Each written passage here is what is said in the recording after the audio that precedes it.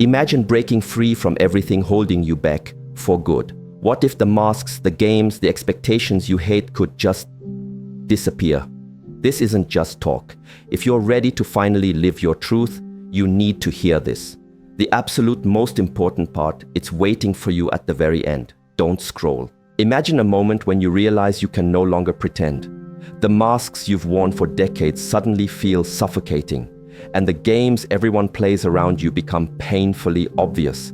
That life you built with such effort starts feeling like a prison made of other people's expectations. This isn't depression, this is an awakening. With this awakening comes a slow, inevitable shedding, a quitting of everything that isn't truly you. It doesn't happen in one dramatic leap, but gradually, piece by piece, until one day you look back and wonder how you ever lived any other way. Awakening doesn't arrive like lightning to change you overnight.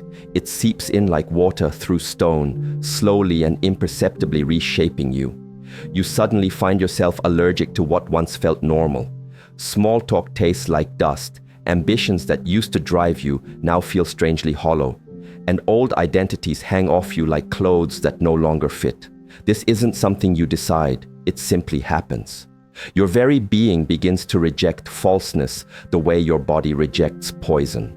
The question isn't whether you will quit these things, but how gently you allow the process to unfold. The first profound shift you'll experience is letting go of the desperate hunger for approval. You might not even notice it at first, but little by little, the burning desire to be seen, liked, and validated by others begins to wither in your hands. Where once you would bend yourself into impossible shapes to please others, suddenly you just can't. The words won't come, your smile feels forced, and your body actively rebels. This isn't a rebellion born of anger, it's a quiet transformation from deep within. You become like a tree whose roots have finally reached deep, nourishing water, no longer depending on the fleeting rain of external approval.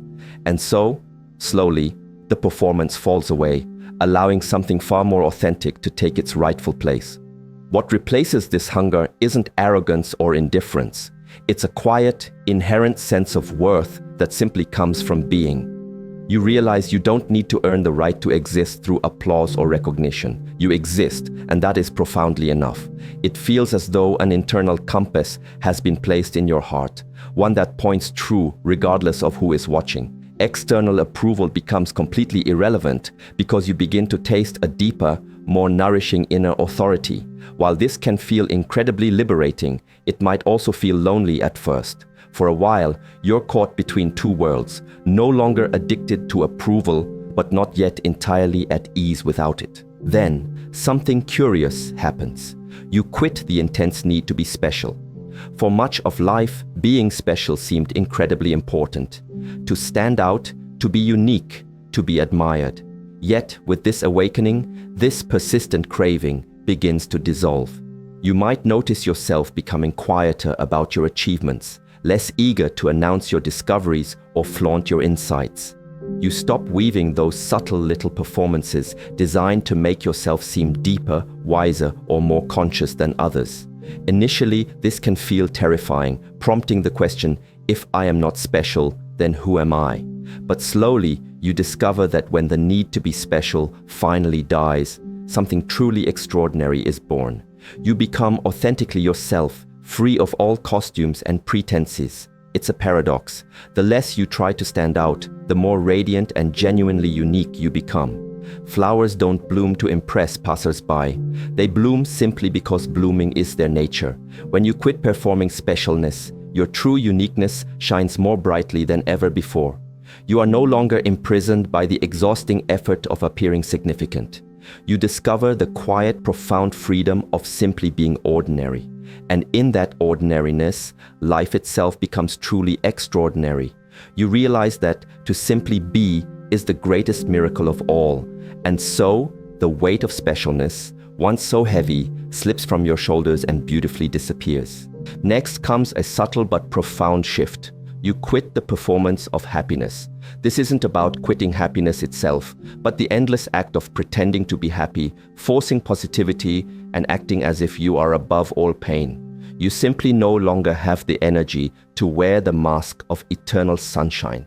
You stop forcing smiles when your heart is heavy and stop reciting affirmations you don't actually believe. This awakening reveals that true spirituality isn't about being endlessly cheerful. It's about being incredibly real, real enough to feel joy when joy naturally arises, real enough to grieve when grief is present, and real enough to let life flow unmasked. At first, this might shock those around you. They were accustomed to your performance. They counted on your mask. But as you quit pretending, you discover something astonishing. Authenticity carries its own unique kind of light. It's not the blinding glare of forced positivity. It's the gentle, steady glow of truth. And this truth, even when it includes sorrow, is far more healing, more inspiring than any false smile could ever be. To quit the performance of happiness is to reclaim your full, beautiful humanity. It is to give yourself permission to live as the whole, unfiltered being you were always meant to be. Then, almost against your will, you begin to quit the pervasive need for certainty. Where once you clung tightly to fixed beliefs, rigid identities, and tidy explanations, you find yourself loosening your grip. Certainty, which once felt like an impenetrable fortress of safety, now feels more like restrictive chains.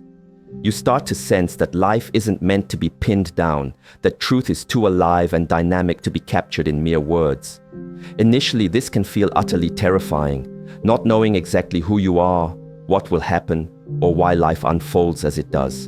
But slowly, gently, you discover a profound peace that is far deeper than any certainty. You discover wonder. You discover mystery. To live without certainty is to live like a child again, with wide open eyes, astonished at the unfolding of each moment. You realize that not knowing isn't a failure, but a doorway. Freedom lies not in having all the answers, but in pure, unfettered presence. The mind protests, desperately wanting to rebuild its familiar walls of knowledge. But each time you grasp at a certainty, it dissolves until one day you stop grasping altogether. And there, in the vast open expanse of not knowing, you find yourself gloriously free. Life becomes a beautiful dance, not a puzzle to meticulously solve, and every step reveals its own quiet perfection. As this profound transformation unfolds, another old pattern begins to die: blame. Slowly, you quit blaming others, quit blaming the world, and even quit blaming yourself.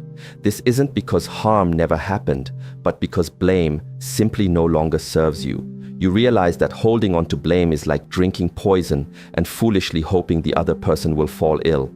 You begin to notice patterns, how the same hurts repeat themselves, how the same destructive roles play out. And instead of reflexively assigning guilt, you start asking, what is life trying to show me here? What is this pain pointing toward? You realize that every wound, every challenging experience carries a vital lesson, and that blame completely blinds you to that precious gift. Letting go of blame is not easy. The ego resists fiercely, wanting to stay righteous, wanting to keep the old story alive and vivid. But awakening makes that story transparent. You see right through it, and though you may still feel the sting of past hurt, you simply stop clinging to it. In that moment, an astonishing freedom emerges. No one holds power over you anymore. You become the true author of your own life. You begin to see others, even those who wounded you deeply, not as enemies, but as mirrors, reflecting your own shadow, your unhealed parts, your forgotten depths. In this powerful way, every conflict surprisingly becomes a wise teacher. Then comes one of the most subtle shifts of all. You quit using spirituality as an escape. You can no longer hide behind meditation to avoid your difficult feelings, or behind grand spiritual words to avoid confronting your deep wounds. Awakening instead pulls you firmly down into your body, into your raw, beautiful humanity. It demands that you stop bypassing your actual experience and instead live it fully and completely. You find yourself allowing anger, sadness, desire, and confusion not as failures, but as essential vibrant colors in the rich painting of existence. You quit trying to float above life and instead plant your feet firmly within it. Spirit and flesh, once seemingly separate, become beautifully one. This isn't easy, for the temptation to escape still lingers, but your soul simply won't allow it anymore. When you try to run, your body rebels. When you try to bypass, life itself places you face to face with the very thing you wanted to avoid, until finally you surrender. And in that surrender, you discover something luminous. Being human isn't an obstacle to awakening. It is, in fact, the very doorway. To embrace your full humanity is to embrace divinity itself. To feel your fear, your longing, your grief is to touch the living, pulsating heart of the universe. And this, my friends, is what true spirituality profoundly means. Eventually, you notice something else dissolving, the feeling of isolation that often accompanies awakening. In the beginning, it may have felt like you were utterly alone, separated from the rest of the world by your newfound awareness. Other people seemed asleep, distant, difficult to reach, and so you naturally withdrew. But slowly, awakening softens even this. You quit the idea that you are fundamentally different, separate, or superior. You realize that in truth, you are deeply connected to everyone, not through superficial sameness, but through shared humanity. You see yourself reflected in the stranger, in the seemingly asleep, in the utterly ordinary person, and this recognition instantly dissolves the pervasive loneliness. You discover true community not in shared ideas or beliefs, but in pure, conscious presence. To quit isolation is to courageously open your heart again, not in a naive, indiscriminate merging, but in a deep, conscious connection. You can sit with anyone, awake or asleep, and meet them exactly as they are. You no longer need to prove yourself or fiercely protect yourself. You can simply be with them. This perhaps is the greatest fruit of awakening, the profound rediscovery of love. Not the fleeting love of romance or fantasy, but the vast, unwavering love of presence, of shared being. You realize that when all masks finally fall away, what remains between us is always, always love. And that love was what you sought all along. So, what is truly happening here? Piece by piece, you are quitting everything that is false. The relentless hunger for approval, the exhausting need to be special, the draining performance of happiness, the tight clinging to certainty, the bitter poison of blame, the subtle escape of bypassing, the protective walls of isolation. Each of these falls away not because you actively reject it, but because you simply can no longer carry it. It is too heavy, too false, too small for the magnificent being you are becoming. And in their sacred place, something astonishing emerges. Inner worth, authentic uniqueness, genuine joy, a deep peace with mystery, true freedom from old stories, full embodiment, and conscious, heartfelt connection. At first, this entire process can feel like a devastating loss, like death after death, as identity after identity crumbles away. But look closer, my friends, and you will see it is not loss, but profound liberation. Each quitting is a luminous doorway into deeper truth. Each shedding reveals more of what you always truly were. You are not losing yourself. You are, in fact, finding yourself. You are not dying. You are being born again and again in every single moment. As what is false falls away, what is eternally real remains. And what is real is simple, silent, ever present. It is you, exactly as you are, without masks, without performance, without fear. The path of awakening isn't about adding more layers of wisdom. It's about courageously peeling away everything that isn't true. It's not about becoming someone better, but about ceasing to be someone you are not. Awakening isn't an achievement you strive for. It is a homecoming, and like all true homecomings, it happens slowly, tenderly. You will stumble, you will hesitate, you might even return to old habits, only to find they no longer satisfy your soul. This is not failure, this is growth. Like waves on the shore, you move back and forth until finally the tide has unequivocally turned and the old patterns are completely washed away. So, if you feel yourself quitting approval, quitting specialness, quitting performances, quitting certainty, quitting blame, quitting escape, quitting isolation, trust this profound process. Do not force it, and crucially, do not resist it. Let it unfold exactly as it must. Let life gently peel away what is no longer needed. This quitting is not really your doing. It is life itself moving through you, shaping you into who you truly are. And the more gently you surrender, the more gracefully it will unfold. Awakening is not a difficult path you must walk. It is a powerful current that already carries you. All you truly need to do is stop clinging. Now look at your own life right now. Can you truly see the signs? Can you feel the things that once held you so tightly beginning to lose their grip? The friendships you can no longer genuinely maintain, the ambitions that no longer truly excite you, the masks that no longer fit comfortably.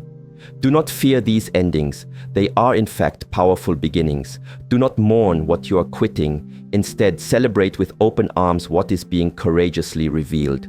For beneath all the false layers, beneath the weary performances, beneath the worn-out old stories, there patiently waits a self so luminous, so unshakable, so profoundly free that once you taste it, you will never again trade it for approval or fleeting certainty. This, then, is the absolute heart of awakening.